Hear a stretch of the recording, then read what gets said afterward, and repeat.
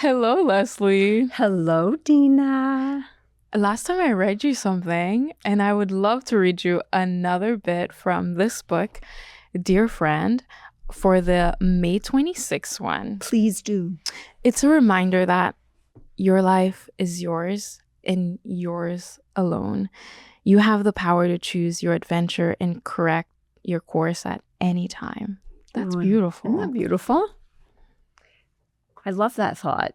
I mean, we do have the power. It is our life, and it's up to us to chart the course of our life and do what we want with it. I think we forget that sometimes. I don't think we think we have that kind of power. Yes, like the decisions that we make, and yes, it is ours, and it's a great reminder. It's true. Well, last episode, we talked about Michelle's journey in the mental health space and explored some of the fundamental practices that influenced her, like building awareness around how you feel and creating personal tools to support your mental health. And now we're shifting the focus to you as the viewer. In this episode, we're diving into specific real-life advice for college students. So how to navigate challenges like loneliness, self-doubt, along with simple mental health practices that you can start using to support yourself through these moments.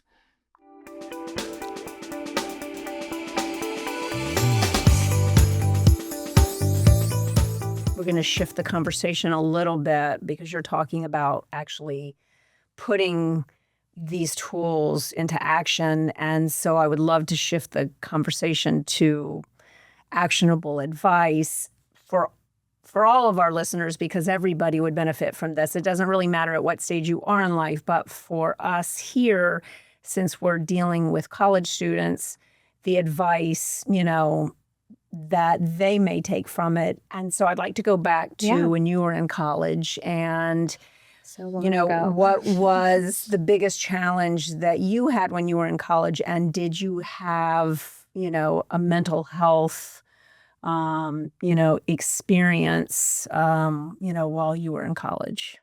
Yeah. So I was a very indecisive person back then. And so even the concept of choosing a school was really hard for me. We had college t-shirt day, and at the end of senior year, you wear your college shirt, and I had not made my choice yet. So I had like a t-shirt from one school. It was between two schools. I did. And it was like, I think I had a sweatshirt and a t-shirt. And it was just so ridiculous because I was just so agonized within myself of making the right choice. Like, how do I know what the right choice is? This is such a big decision for the next 4 years of my life. How do I know? And so I really agonized over it. And that even, I looked at all my friends and everyone else in my grade. I'm like, what's wrong with me? Like, why am I like this? So I think even just that was really hard. And ultimately, what I would say to someone if they're going through something like that is, you can make decisions, but ultimately, if you've made a choice and you're down the road and that choice doesn't fit, like, you can also change your mind and you can choose differently, or you can figure out aspects of that choice that maybe you can shift to help you feel like it works for you. Because even throughout my first year of school, I am from Florida, and I ended up going to school in Indiana. So it was a big shift, especially just with weather and seasons. So I was pretty homesick the first year, and I struggled of just adjusting to a new life, being away from home, seasons. Like, I don't even think I went up with a winter coat my first semester. So I was very quickly. I learned quickly. I was very unprepared. So I did struggle of just missing home, missing what was familiar, and I was really grateful to my parents that they were like, well, if you feel like you want to change schools, like, research what that would take, research what you would need to do, where would you want to go, what does it require, and do it. Like, they really made me feel like if I was not happy, like, I had to be the one to make the change or figure it out for myself. And so I did start to research everything and look at schools back home and, I think I did some applications and things like that. And then ultimately towards the end of my freshman year, I was like, you know what, I actually really do like it here. And I think I want to keep going. But even that whole, it sounds silly to even say that I engaged in that process of possibly transferring, but it gave me relief in that moment that I had an option, because I did struggle that year, just there's so much change when you're a freshman in college. With everything. With everything. And so just knowing that I had a choice, but if I wanted to make a choice or a change, I had to be the one to take steps and make it happen for myself. But then knowing that I can also choose to not do any of that and stay. So that was really a pivotal point for me in my college journey, because then, sophomore year, you're more comfortable. You have a routine. You've maybe met some people that, you want to hang out with, and you're more comfortable in your environment. So it really helped me to set me up for enjoying my college time. But, there are so many dynamics when you're in school, and you are really on your own, where I think when you're in high school or maybe living at home, you have a parent that's saying, did you do your homework? Right. Or, go to sleep at a normal hour so that you can wake up for class. And being a grown-up. Yeah, and you really have to be responsible for yourself. Right. And, I know I was not a perfect student, but I would say that when I was being responsible with my time, I felt better about myself. If maybe one day, once in 4 years maybe, because I'm not saying this, but if I maybe overslept, slept through my alarm, missed a class, no one likes to feel like that. So it's, being responsible yourself and feeling good about yourself in your experience and taking advantage of. I would love to go back to college, actually. I'm like, there are so many classes now that I would love to take. Same. Learn more. You don't appreciate. You really don't not appreciate the situation when you're in it, because everybody's doing it. Yeah. We're so you just programmed. Want to get through it. You're like, you're going to do this. There's a lot of peer pressure in that choice that you talk about, and just choosing the college. There's so much peer pressure. Everybody believes what they hear, so they think they need to go to this school because everybody says it's. But do you even know if that's the right school for you? Do you even know if that's the right culture for you? Are you going to feel safe on campus in a lot of different ways? Are you going to feel like there are people there that look like you, exactly. the things that you don't think of? But then it's this paralyzing fear. You make a choice, and I think we just are. You become overwhelmed. I can't change that now. That would mean, but you can. Exactly. It's just, especially at that age, these are such big decisions to make, which you need to make on your own. It's a great stepping stone in your life, bad or good. And if it's a bad decision, that's an even greater, life lesson for you on, how your parents were having you handle it. If you want to leave, you have to have some skin in the game. You have to do the work. I'm not going to do that for you because it's not my experience. But I think fear is such an overwhelming emotion over all of the positive ones, and it just keeps popping its head out. And you're like, I don't know if this is the right, what do I do kind of thing. And it is, I know it's a lot harder now than it was when I was going to school. Just not as easy to get into schools, and just the competition and the comparison. And, I feel for students in this era that feel probably 10 times the pressure I probably felt.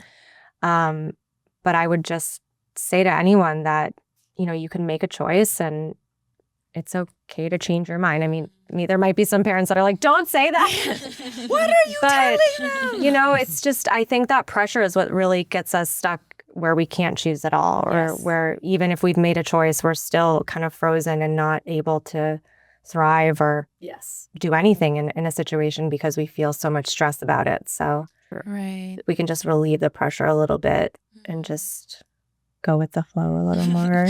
For sure. And I think removing so much of the weight that that specific decision has on, your entire future. Exactly. I mean, ultimately, you're going somewhere to get an education. You can do that at there's hundreds of schools that you can do that. And, I think it's, figuring out what's the best environment for you, and also making sure that you're not thinking that you have, like, your experience have to look like what everyone else is or what you see on TV or social media. Like, this is what this person's college experience looks like. If mine doesn't look like that, then I'm not doing Something's it right. wrong. Yeah. Right. Yeah, I really appreciate how you're framing it in terms of, like, Thanks. removing that weight. And, like, that can help with so many other decisions, like choosing your major, choosing a career path. So, I mean, choosing a major, I went into school as a business major. My dad was a business major. My dad, a lot of my family went to Indiana. So that was kind of, do I want to take the family route and go to the school that they all went to? And so that was part of my indecision. And so I'm like, well, my dad was in business. I'm going to do business. That's what you do.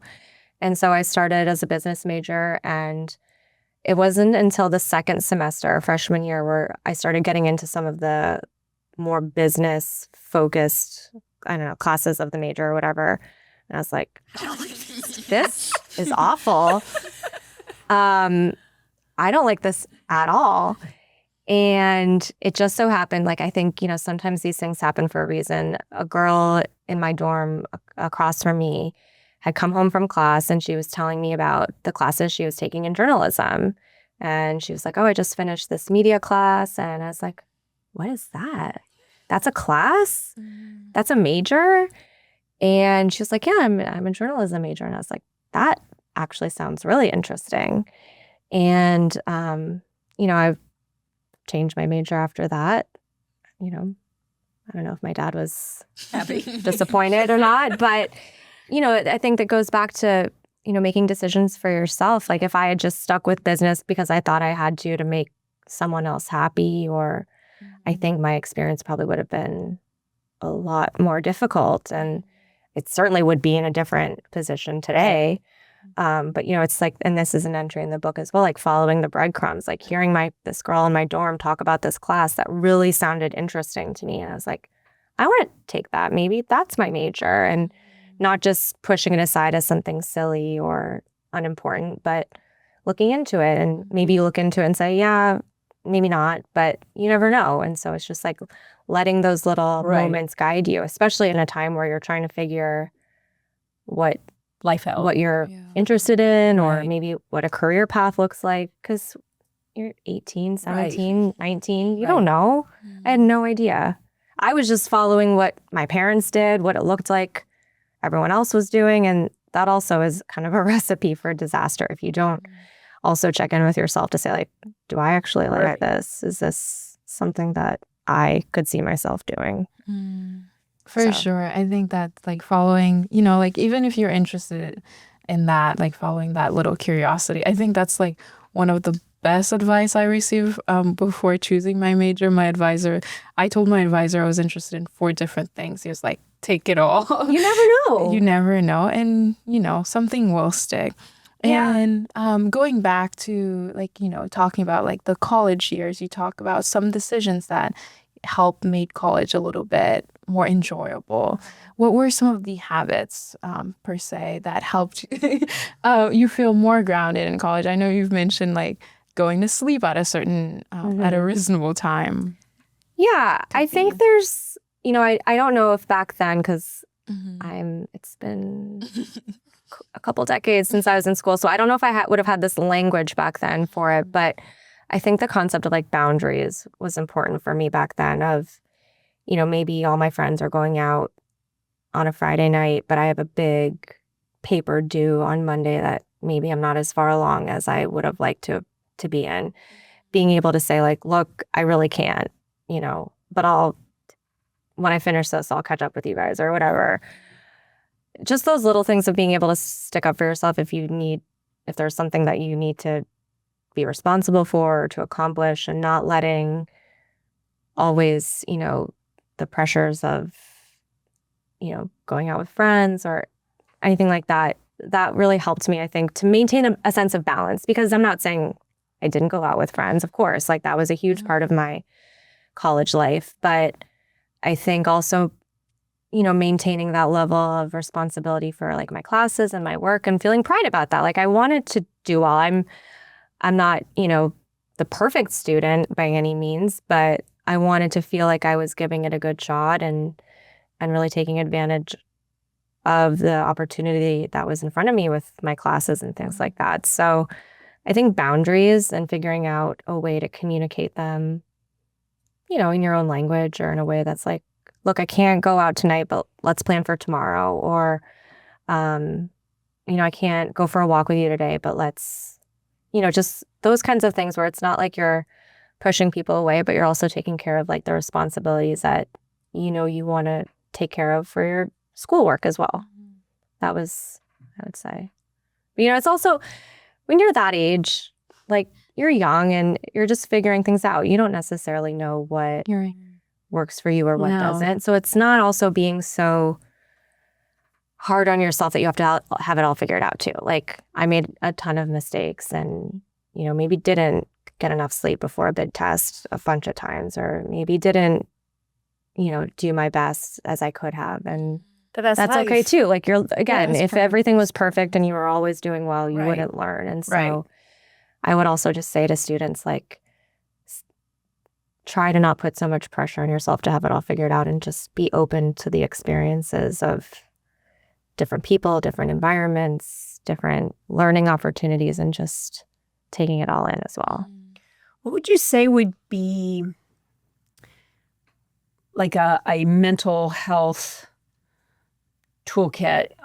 College students, as we're talking about, experience you're homesick, loneliness, you feel like you're ostracized. Everybody else has friends. I don't have any friends. The burnout because now it's so much more competitive. You might have been number one at your school, but now you're in school with thousands of number ones. Yeah. And so now you feel, like it's just such stress and pressure. And so there's burnout. And is there a mental health toolkit for a college student that?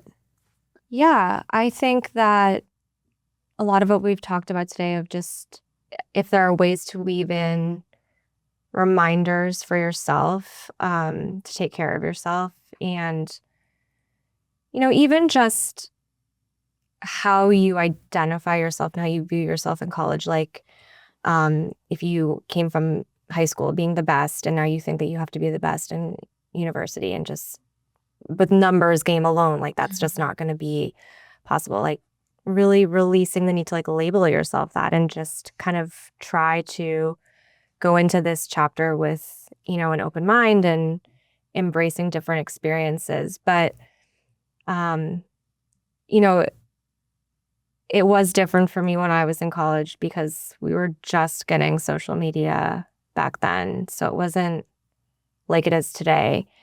And I would just, really have boundaries with that piece as well, because I do know that, if you're seeing what everyone else is doing, it's just giving you another example to compare yourself, and just how harmful that can be for our emotional well-being. And so just really starting to know yourself and find little ways to take care of yourself, and maybe set boundaries with the elements of your life that maybe don't make you feel as good, like social media, or maybe being in a group of friends. Like if you're noticing, oh, that group of friends, every time I leave them, I feel bad about myself. Like check in with yourself. Like, what is that? Maybe I need to, put myself in different situations. And if, like you said, someone's feeling like they don't have any friends, ask yourself, like, what do I like to do? Is there a hobby that I haven't considered in a while? Maybe I can go take a dance class, or go to an art class, or go hiking, or, I think the thing with college, and I maybe didn't take advantage of it as much as maybe this era of Michelle would have liked to, but there's groups and clubs, and I think there's a club for probably everything. Right. And so I don't think there's a shortage of ways that you can meet people in college. And so it's like we were talking about before when I was thinking about transferring, like it's up to you, to seek them out, to do research. Maybe there is a jewelry making class. I want to be creative, or, anything. I think these days you can really find a group for anything. And so it's seeking out, connecting with yourself, what could be interesting, and then seeing, if there's something like that. And where are those people? What are they doing? Right. Because you're not stuck or confined in one, social circle, and you can, expand who you're with. And Right. It's realizing that when you're it's that, real. which is hard. Age, which is my mom told me all the time, go to a club, go to a group, and I'm Right. like, so I get it though, Right. because sometimes you just get stuck in your ways and you think you have to make something work because you're already in it. Right. I think that's If true. there's some curiosity or something that excites you, try it out. It's like just try things, Right. and you're not gonna. There's You no don't like harm it, so in what? spending a couple hours on a Saturday at Right. a group, and okay, that wasn't for me, or oh, that was great. Yeah, I think like the theme that's coming up a lot when we're talking today is like the act of checking in with yourself. Exactly. Like checking in with yourself, like in your friendships, like how you are experiencing your friendship in these experiences. And I think that's something that is really that can be really helpful. Exactly. Like, Again, all the experiences. the perfect, like just checking in with yourself. How does this feel? What did how did that class go for me? How did, being with that group of people or being in that environment? It's just, my mom often says that she's like the scientist in her own life. And it's like, I like that. It's like we're in a laboratory and all of our lives are, different. It's an different experiment. studies. It's an experiment. We don't know. We're not given a guidebook to live our lives, and all of our lives are so different. Even if, we are in similar circumstances, they're not the same. And so it's like, try it out, notice how it feels, and then like make some adjustments.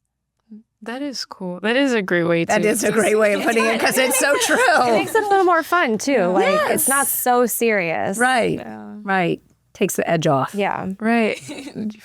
Find the fun in it. Oh yeah. That too. Like it's, especially thinking about college kids, like this is an opportunity to have fun and really, go from being someone who lives at home or, that era of high school to before you're a full adult, out in the real world. So it's like have some fun and really take advantage of that time in your life, because I can't believe I'm someone that's saying this. It goes so fast, and you do look back, and I'm at my age now where I'm like, oh, the good old days. And so it's like, just enjoy it and take it all in.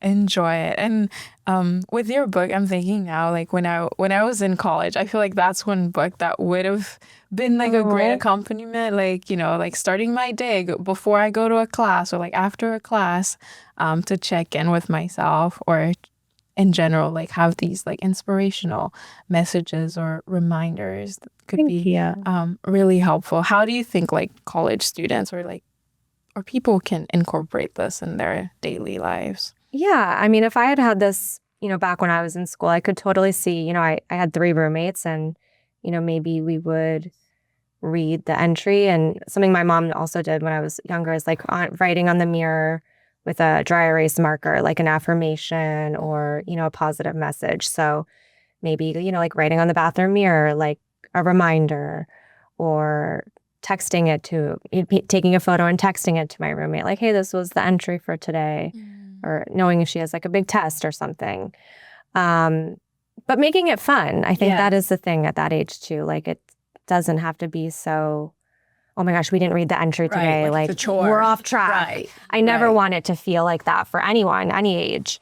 So just, if you have it out, you're having your morning coffee or breakfast, like, oh, let's flip it open and see what today has to say.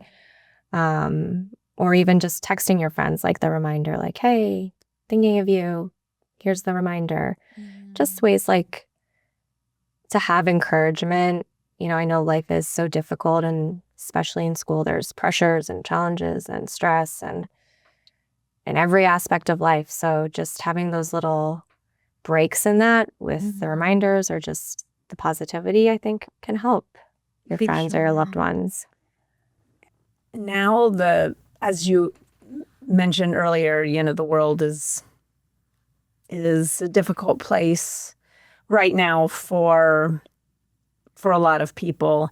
For us, for our college students, we are seeing just such a huge increase in real, and I don't want to say like real life issues, because they're all real life. Yeah. It doesn't matter if you have a roof over your head and you're eating and you're sad, that's real life. So I'm not putting one over the other, but I guess, just concerns of, housing. They have housing instability and food instability and the political climate. Am I safe going on my campus? I mean, things that are scary, I guess I should say, even though it can be scary being sad, but I mean scary in a different way. And how does someone like that, when you have this real fear of, I don't know if I'm going to be safe if I go on campus and I can't eat tonight, how can they take care of themselves mentally? Because at that point, you just have this overwhelming, fear that's overtaking their life. But what could, hopefully they're listening to this. I mean, and it's not just our students. I mean, this is really people all over the right. So how can they take care of themselves mentally in those situations? I think too, just first, like having the acknowledgement that that is an additional stress. And yes, if you have all of your needs met and you're having complicated emotions, that is a challenge. But I think if you're someone that maybe is food insecure or, unsure about housing, like that does elevate your stress and anxiety. Like it's just, that is a completely different mindset. And so I would say that, I do think regardless of our situations, like how the mindset with which we live is important. So how we're talking to ourselves and the thoughts that we're feeding our minds are important just the same. And I would say some of the entries in the book are just in general of being able to like speak up for yourself or advocate for yourself or, ask for help or, seek out safe spaces where you can feel like you're safe to say, hey, like, I haven't had a meal in 2 days, do you know anyone? Or just something like that where you're communicating your needs. Because I think potentially at that age as well, you feel like, who am I going to talk to? Or who no one cares. And so, or the judgment that comes with it. I don't want to let somebody know that I'm having food insecurity because they may look down on me. And I think, unfortunately, we live in a world where maybe that judgment is possible. But I would say to someone who's experiencing that, like, I wouldn't let that hinder you from speaking up for yourself and advocating for yourself and saying, like, I need help or where can I go? But I think, it is unfortunate that we do have systems where it makes it harder for, to have these basic, human rights. Right. But I think just advocating for yourself and finding safe spaces where you can, or if it's just one other person, I think sometimes we forget like the power of just having like one person in our corner that can help us or can, share in resources and things like that. So, yeah. But I also just like the compassion piece for that struggle is very real because that is a completely different set of challenges that compile or add on to a regular, everyday student's life. So true. I think just,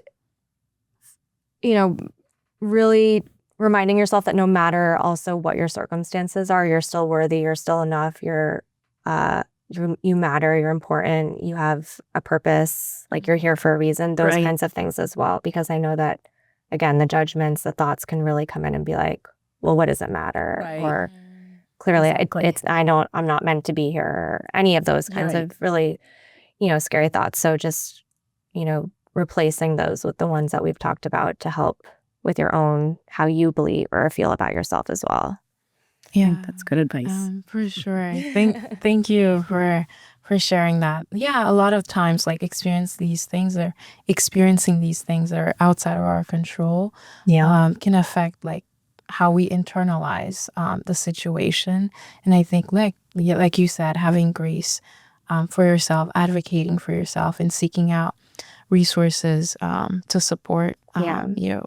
And also trying not to compare yourself to others. Like I know we hear that, but even if you're someone like that has to have a couple jobs because to, pay rent and maybe the person that lives next door to you doesn't work at all. And that can feel unfair. Or, it's just try not to compare, and, you're doing the best that you can. And, if you're balancing it all and managing it all, like, you're doing great. And like, your journey is your journey, your path is your path. And, we can never know why we're in the situations that we're in. But I think it never has benefited me when I get stuck in that, but this person has this, and this. And never benefits anybody when you do it. It's just such human nature. Yeah. You really have Especially to train these yourself. days, I know.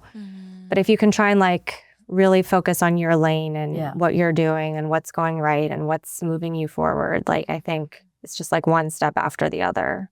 All right. Thank you for sharing that. Yeah. And, like, all throughout this podcast, we've been talking about, all these tools that can help foster like greater mental health, like mindfulness, or just like daily practices. And, like, as you may know, like, mental health can like sometimes have a stigma for someone experiencing mental health, where it's like, what is wrong with me versus, how can I find things that support my mental health? What would you say to, someone like a student, for example, who, didn't grow up necessarily like you did, where mental health was prioritized, where they felt seen? Yeah. How would you advise them to, go about finding support for their own mental health? Yeah, I think it's important because unfortunately it is still a stigma in many different areas of life. But I do love that this younger generation seemingly seems like they're more comfortable talking about it with their peers and things like that. But, I think not feeling like you have to figure it out all on your own. Like, if you're struggling with something, just like, oh, I'll figure it out. Like, you can talk to someone, you can go online and find some resources. And I think even for me, as someone who had meditated for many years and, did yoga teacher training and lots of courses and all of this stuff, it was maybe 4 or 5 years ago where I was really feeling like stuck in the mud mentally. And I was like, how is this possible? Like, I'm doing all of my tools, I'm doing all of my things. Like, I should be getting through this. And, I really realized that I was really suffering mentally, and I was letting myself unnecessarily suffer because I thought that this was something that I had to fix for myself. And so, I talked to a therapist and like discussed my options, whether it be, from medication to like, whatever I needed to work through within my own life. But I think it was just, even as someone who has been in this world, knows all of that, even I caught myself in you can figure this out on your own. You don't need help. And so I would just say that to say, like, that is something that's very real that happens. And, never be afraid to ask for help, again, as cheesy as that sounds, because there are so many different solutions to a mental health problem. And it's not one size fits all. So if you can get into a conversation with, a counselor or someone that can help you figure out, what would work for you, I think just knowing that there is a future that has relief is really something that I was like, oh my gosh, I didn't realize that I could experience this level of relief because I had just been so stuck in my own, I'll figure it out. So again, it's like the small practices that you can do along the way.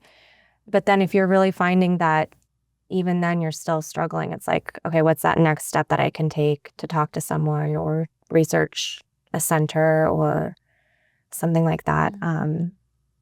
Because there's no shame in that. And, we do live in a difficult world. And so I think, unfortunately, a lot of us are struggling with our mental health. So it's also it doesn't mean that there's something wrong with you or that you can't handle it or that you're too soft or that, you might as well just stop trying because you can't handle it all, or any of those thoughts that your mind might tell you. It's not true. No, and it needs to have the same consideration, if not more, than your physical health. You know, And you go to the doctor if It's true. I have, whatever it is I need to go to the doctor, you wouldn't hesitate Exactly. if you can afford it to go. But yet Exactly. the mental health aspect it's just not your first thought, but yet it's just as important. And because it's not something that we can see, Right. You know, if you break your leg, Right. we can see that you're Right. limping. But we like to talk about meditation, mindfulness, like taking your brain to the gym.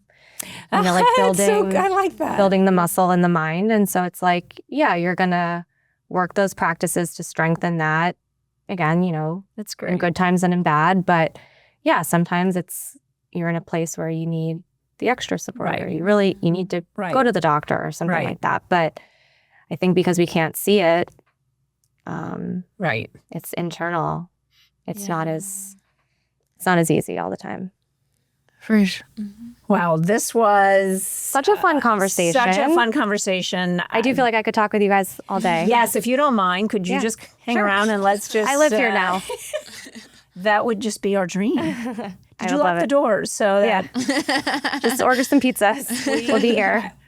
I can't personally. I'm not trying to put words in Dina's mouth, but I'm sure she feels the same. That to say thank you doesn't seem big enough. Oh, I thank you mean, for having me. you help so many people. You have helped. You'll continue to help. This is just everything you do is, and just this conversation has just been such a beautiful experience. And it is practices that every single person can do and will make them better in ways they have no idea about. And I say this for myself too, because and I think such an important point that you made is that this is not something that is this huge investment of time if that's what's keeping you from doing it. Or money. It's just something that you need to try and incorporate. And like you said, then you build this muscle. And then it's just something you can't imagine not doing in your day. Mm-hmm. And, people are concerned about, I need to be walking every day to make sure I'm, exercising, or I need to be eating well to make sure that I feel better. But this is just as important. And your book is lovely, and we are so excited by it. And it's the first thing I do in the morning now. And I'm going to take these little things that we've learned today and incorporate them in my life. I know I hope our readers are doing this. Well, it is so true. You mentioned my morning routine, and it has gotten to a point for me where I equate like my mindfulness meditation moments like brushing my teeth. Like you wouldn't necessarily, maybe in a random day where you're rushed, maybe leave the house without brushing your teeth. But I don't like to leave the house without doing a meditation, and then of course all of my other routines. But it's become that habitual for me where I lump that into the kind of non-negotiables. So I think that's exactly how it needs to be, that's just as important. Please brush your teeth before you leave the house. But Thank you so much. Thank you so much for having me and for this fun conversation. And anytime you want to chat some more, I'm here for it. Okay, y'all heard this right. She'll be back. We'll be back. We'll get my mom next time. Perfect. Just double the beauty. We'll schedule it. Double the beauty. Weekly sessions. With Michelle and Barb. She would love it. We would love it. Thank you so much. Thank you. Thank you. Thank you for listening to College Compass by the experts at scholarship.org. We will be back in 2 weeks with a new episode. In the meantime, we would love to hear from you. What did you think about the advice that Michelle shared? And more importantly, what questions are you wrestling with in your own college journey right now? Again, send us your questions and topic ideas. Let's figure this out together. You can learn more or reach out anytime at scholarship.org/podcast. And if you enjoyed this episode, which I'm sure you did, be sure to subscribe, rate, review, and share College Campus. New episodes drop every other Tuesday on Apple Podcasts, Spotify, YouTube, or wherever you listen. You can also find us on social media on Instagram, LinkedIn at George Snow Scholarship Fund, and on Facebook, TikTok, and X at Snow Scholarship. We'll see you next time.